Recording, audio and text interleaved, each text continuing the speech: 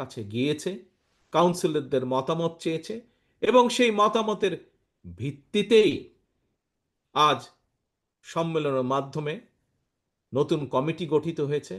আমরা মনে করি রাজনৈতিক দলগুলো তাদের মতামত উপস্থাপন করবে, রাজনৈতিক দলগুলো তাদের মতামত, তাদের চিন্তাভাবনা, লক্ষ্য, উদ্দেশ্য জনগণের সামনে উপস্থাপন করবে।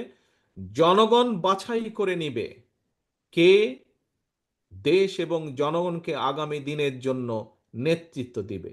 জনগণ বাছাই করে নিবে, শুধু জনগণ বাছাই করে নিবে না, জনগণ সিদ্ধান্ত নেবে কে আগামী দিনে এই দেশকে পরিচালনা করবে। যাদের নীতি, লক্ষ্য, উদ্দেশ্য, আদর্শ, পরিকল্পনা জনগণ পছন্দ করবে, জনগণ গ্রহণ করবে, জনগণ তাদেরকেই সেই দায়িত্ব